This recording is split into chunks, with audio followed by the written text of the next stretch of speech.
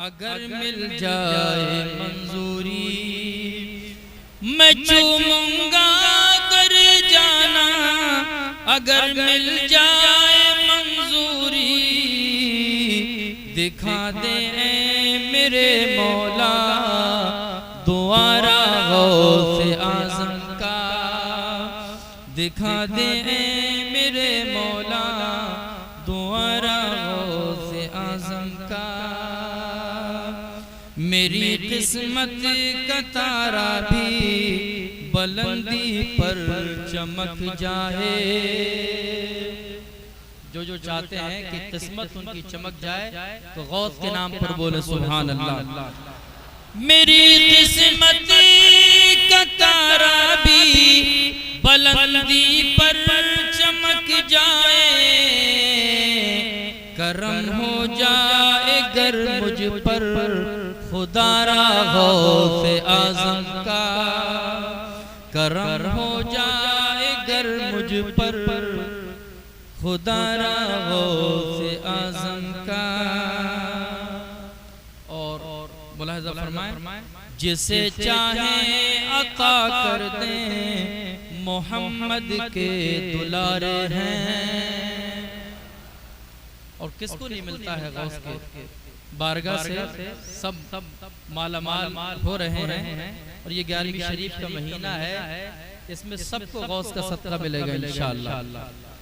जिसे चाहे अता कर दे मोहम्मद के दुलारे हैं, विलायत पर तसद्दुक़ है इजारा गौसे आज़म का, विलायत पर तसद्दुक़ है इजारा गौसे आज़म का। फलक पर जगमगाता है सितारा गौसे आज़म का, मुक़द्दर भी बदल देता इशारा गौसे आज़म का। कुरान करीम मैंने आपके सामने पढ़ी। अल्लाह ताला ने इस आयत करीमा में अपने वलियों का तज़किरा फरमाया। वली किसे कहते हैं? अल्लाह पाक फरमाता है अल्लज़ीना आमनू व कानू यत्तकून। औलिया अल्लाह वो हैं जो अल्लाह से डरते हैं। आज हमारे यहाँ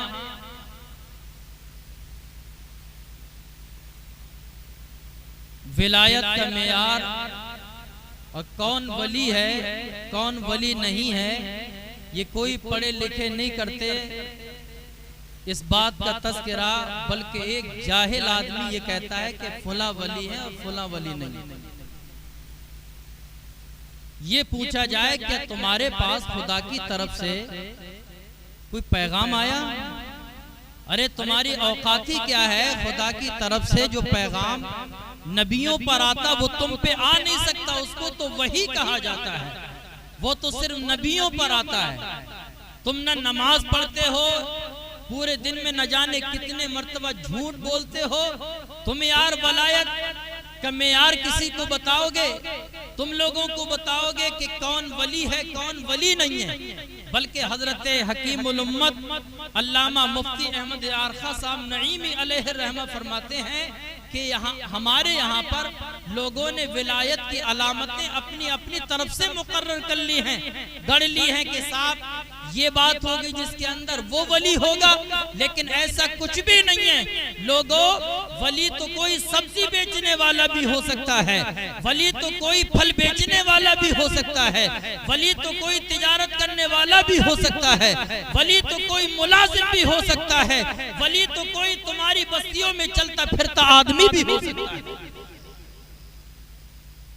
हजरत शाह अब्दुल अजीज मुहद्दिस देहलवी रहमतुल्लाह ताला अलैह से मालूम किया गया कि दिल्ली का निजाम आजकल बहुत सुस्त चल रहा है।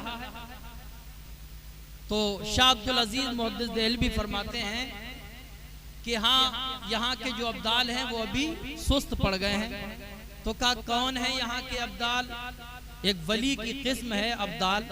तो कहा कि फुला जगह फुला बाजार में फुला मार्केट में फला जगह पर एक सब्जी बेचने वाला, फल बेचने वाला, जो तिजारत करने वाला है वो अब्दाल है, उसकी वजह से दिल्ली का निजाम थोड़ा सा धीरे चल रहा है। मुझे बताओ, हजरत शाह अब्दुल अजीज फरमाते हैं कि वली अंदाजा करते हैं, लोगों को बताते हैं कि वली साहब, अल्लाह पाक फरमाता है ज़ालिका फ़ज़लुल्लाहि युतीहि मन यशा, विलायत तो अल्लाह का फजल है, किसको विलायत का दर्जा अता फरमाया। न इसके लिए कोई खानदान मखसूस है, न इसके लिए कोई कौम मखसूस है, न इसके लिए कोई आदमी मखसूस है। अल्लाह जिसे चाहे अपने करम से वली का दर्जा बना अता फरमा देता है। क्यों भाई? अच्छा, कुछ लोग समाज में, माशरे में ऐसे भी हैं और हमारी कौम उनके चक्कर में बड़े धोखे में है। पता नहीं हो क्या गया लोगों को कि वली किसको मानना है। आला हजरत फाजिल बरेलवी रदी अल्लाह ताला अन्हु से मालूम किया गया कि हुजूर कुछ लोग ऐसे भी हैं जो ये कहते हैं कि हम मजजूब हैं, हम फकीर हैं, और वो ये कहकर शरीयत की बिल्कुल धज्जियां उड़ाते हैं, खूब शरीयत के अहकाम की पामाली करते हैं, खूब गुनाह करते हैं, चर्स और गांजे और न जाने क्या क्या नशे के उन्होंने जरिए और सबब इख्तियार कर लिए हैं, हर वक्त नशे में धुन रहते हैं। लेकिन हमारी आवाम भी जो इतनी पागल हो गई, उन्हीं को सबसे बड़ा वली समझ रही है। अब वो भी कम नहीं है, वो कहते हैं साहब हम तो फकीर हैं, हमारी फकीरी लाइन है, ये तरीक़त का मामला है, शरीयत अलग होती है, तरीक़त अलग होती है, ये तुम्हारे समझ में नहीं आएगा, तरीक़त का मामला है। समझे नहीं? वो ये कहते हैं।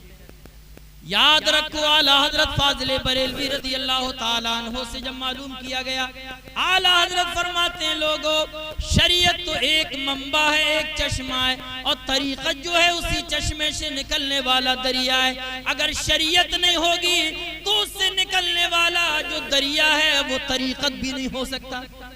अगर इस तरीक़त के दरिया का अगर सिलसिला खत्म हो जाए शरीयत से, तो पानी ही नहीं बल्कि हमेशा हमेशा के लिए तरीक़त का दरिया नेस्तो नाबूद और फना हो जाएगा। पता चला कि शरीयत के बगैर तरीक़त भी नहीं है। और जो ये कह रहा है कि शरीयत अलग है, तरीक़त अलग है, एक नंबर की गुमराही है। और ये ख्याल करके कि हम शरीयत वाले नहीं है, शरीयत जाहिर का नाम है, ये तो सही है कि शरीयत जाहिर का नाम है, तरीक़त बातिन का नाम है। लेकिन अगर कोई इस तरीके से अपने आप को शरीयत के अहकाम से बिल्कुल आज़ाद समझ ले तो ये सरी कुफ्र है, बेदीनी है, और इस्लाम से ईमान से खारिज हो जाता है। वो साहब कह रहे हैं कि अगर नमाज पढ़ने के लिए कहा जाए तो कहते हैं हम मक्का मदीने में नमाज पढ़ रहे हैं। जो अपने हुजरे में नमाज नहीं पढ़ रहा है, एक नंबर का झूठा है, उसे मक्का मदीना में नमाज पढ़ने की तौफीक मिल जाएगी।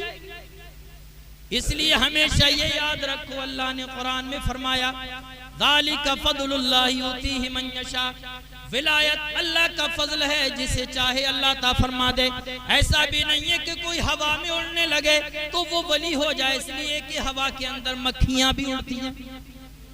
ये भाई, अगर कोई अजीब व गरीब काम दिखा दे तो ऐसा भी नहीं है कि वो भी वली हो जाए, इसलिए कि शैतान भी जो है बड़े अजीब व गरीब करतूत और करिश्मे दिखाता है, तो शैतान को भी वली होना चाहिए। अरे कुछ बात समझ आ रही है क्या? ये बातें खत्म नहीं होती लोगों के। क्यों? बोले मोहब्बत से सुभान अल्लाह। वली तो गौसे आजम थे माशाअल्लाह, बोले सुभान अल्लाह। मैं बार बार कहता हूं कि जितने भी एतराज हमारे हैं वो उनके मौलवियों पर हैं, और उनके जितने एतराज हैं वो हमारी अवाम पे हैं। मज़ारों पे देखो, दरगाहों पे देखो, सही लोग आपको मिलेंगे नहीं। अच्छे पढ़े लिखे लोग, समझदार और तहजीब याफ्ता लोग आपको मज़ारों पे आज मिलेंगे ही नहीं। एक नंबर के बेनमाजी, झूठे, अय्याश, मक्कार और एक नंबर के गुंडे मिलेंगे आपको। आप अपने तरफ देखें मज़ारों पर, अरे है कि नहीं ऐसा? इसलिए कि अल्लाह ताला ने आपको अक्ल दी है, ज़रा समझदारी के साथ आपको चलना चाहिए।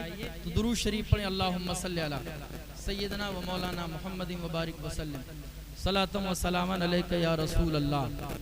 तो ये 11वीं शरीफ का महीना है, हुजूर गौसे पाक का महीना है। सरकार बगदाद रज़ी अल्लाह ताला अन्हु का मकाम और मर्तबा, सरकार आला हज़रत फरमाते हैं, वाह क्या मर्तबा ए गौस है बाला तेरा, ऊंचे ऊंचों के सरों से कदम आला तेरा, सर भला क्या कोई जाने के है कैसा तेरा, औलिया मलते हैं आंखें वो है तलवा तेरा। जनाब हमारे मेहदी हसन भाई 100 रुपए दे रहे मस्जिद के लिए, जिसको मस्जिद के लिए देना है गौस इंशाअल्लाह देंगे, गौस के नाम पर आप देंगे, गौस आपको खूब देंगे। इसलिए कि मुल्ला अली कारी फरमाते हैं, ये मुल्ला अली कारी कोई मामूली आदमी नहीं, कोई मामूली शख्सियत नहीं, अहले सुन्नत वल जमात और हनफियों के बहुत बड़े मोतबर और मुस्तनद आलिम दीन है, जिन्होंने मिशकात मुक़द्दस, मिशकात शरीफ की हदीस की शरह लिखी, कई जिल्दों में मिरातुल मनाजी है, जिन्होंने हदीस की किताब की शरह लिखी। मुझे बताओ क्या वो कोई मामूली आलिम दीन होंगे? बहुत बड़े आलिम हैं हजरत मुल्ला अली कारी।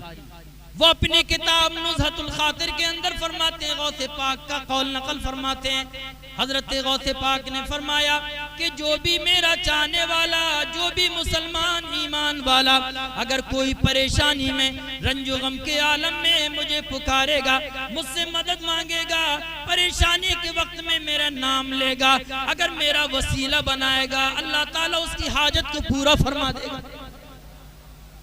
और फिर फरमाते हैं, नमाज गौसिया की तरकीब बताते हैं कि जो आदमी 2 रकत नमाज नफिल अदा करे और हर रकत में 11-11 मरतबा सूरह इखलास यानी कुल हुवल्लाह शरीफ पढ़े, सूरह इखलास की तिलावत करे, उसके बाद बुलंद मकाम हजरत गौसे पाक रज़ी अल्लाह ताला अन्हु के बगदाद की जानिब कदम 11 कदम चले, 11-11 मरतबा सूरह इखलास पढ़े और 11 कदम जानिबे शिमाल गौसे पाक के बगदाद की तरफ चले और गौसे पाक का नाम लेता रहे, और दिल में जो भी काम है, जो भी हाजत है, जो भी जरूरत है, उसको अपने दिल में रखे। जनाबे गौसे आजम फरमाते हैं, अल्लाह उसकी हाजत को, जरूरत को पूरा फरमा देगा।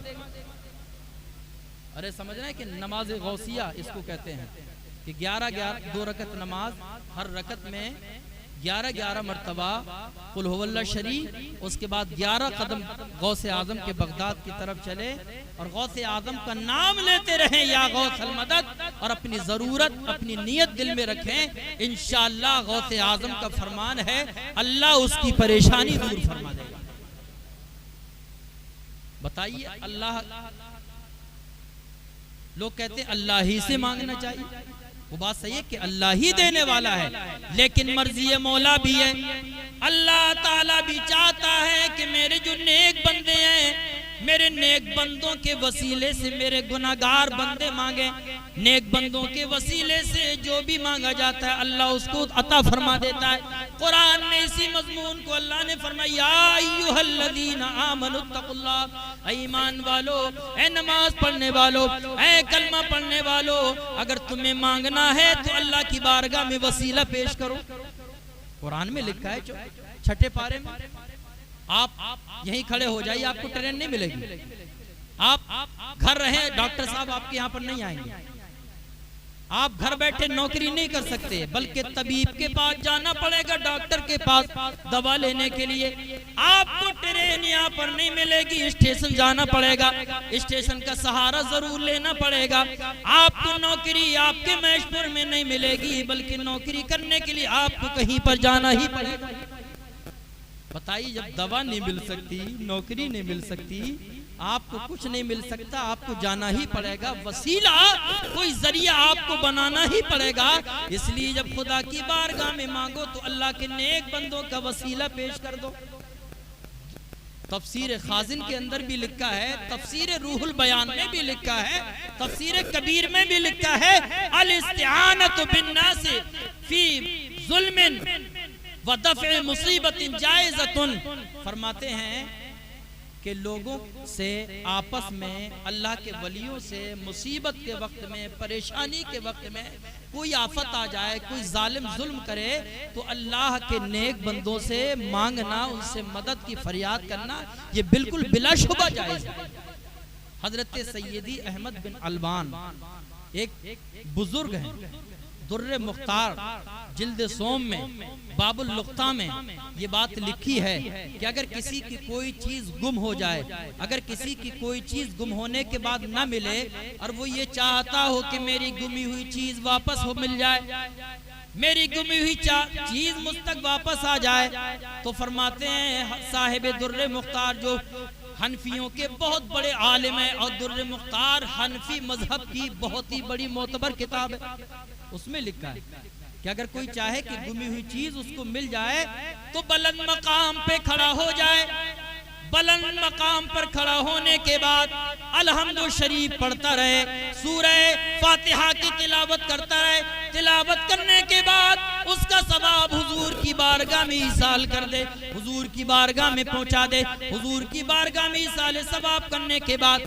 सैयदी अहमद बिन अलवान की रूह को पहुंचा दे, फिर ये कहे बुलंद मकाम पर खड़े होकर, ऐ सैयदी अहमद बिन अलवान, मेरी जो चीज गुम हो गई है, जो मेरा सामान गुम हो गया है, मेरा सामान वापस दिला दें, मेरी चीज मुझे मिल जाए, वरना आपको औलियाए किराम के दफ्तर से रजिस्टर से खाली कर दूंगा।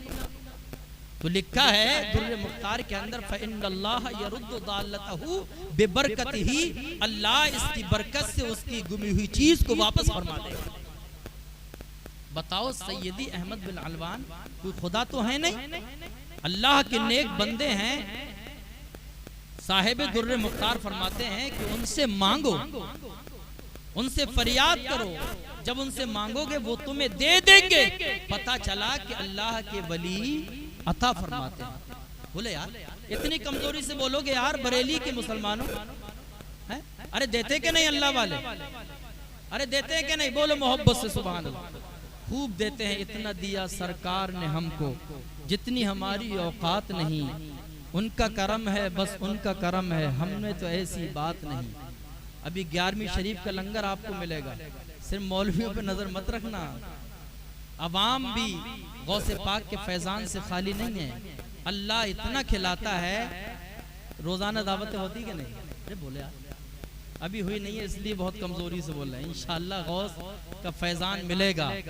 गौसे आजम को अल्लाह ने बेशुमार तसर्रुफात व इख्तियार का मालिक बनाया, समझे नहीं? वो बगदाद में रहकर, जीलान में रहकर खाने काबा को देख लिया करते थे, और जब बड़े हो गए तो खाने काबा खुद तवाफ करने के लिए गौसे आजम के घर पे आता था। सारे अख्ताबी जहां करते हैं काबे का तवाफ, काबा करता है तवाफे दरे बाला तेरा।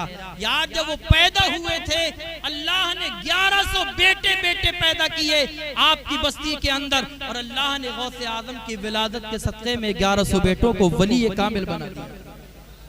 सब के सब वली पैदा हुए। मुझे बताओ जब गौसे आजम की विलादत की ये बरकत है तो गौसे आजम की करामत की बरकत क्या होगी?